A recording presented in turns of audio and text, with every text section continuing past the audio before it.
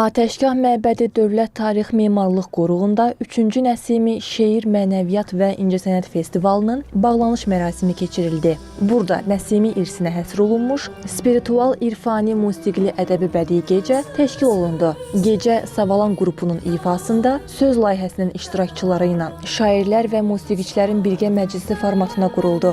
Mən ki dərvişəm, hardasan, eşq əhli, heyran olmuşam, sığmazam, mənəm mən və digər əsərlər səsləndi.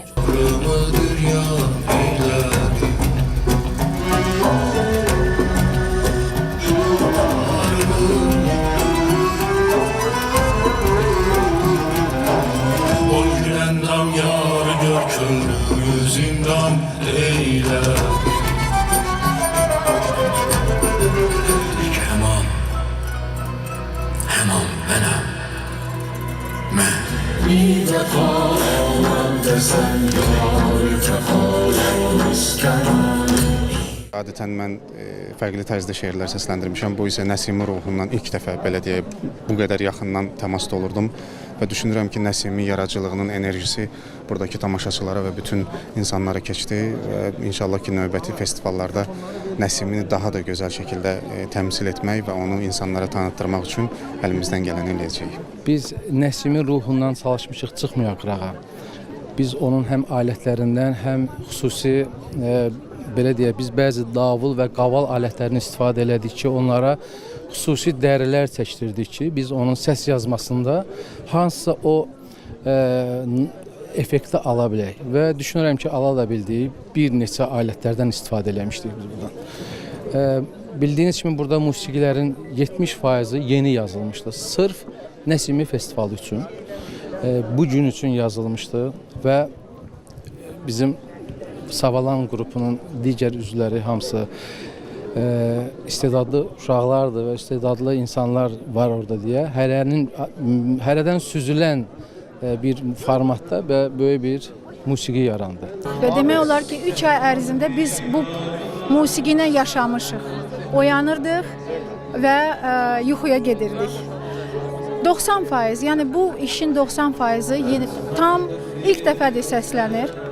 Və hamımız üçün bu Nəsiminin sehirli dünyasına bir toxunuşdur. Hamımız üçün bu böyük bir fəxrdir, xoşbəxtlikdir.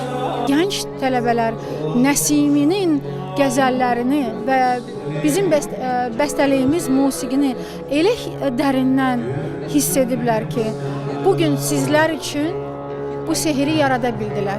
Yaşlarına baxmayaraq, onların ruhları elə bir daha da dərin, daha da yüksək zirvələrə qalxdı. Festivalın bağlanışının son təqdimatı isə fərqli tərzdə ifaları ilə tanınan Çingiz Mustafayevin çıxışı oldu. O, sufi motivləri əsasında performans təqdim etdi.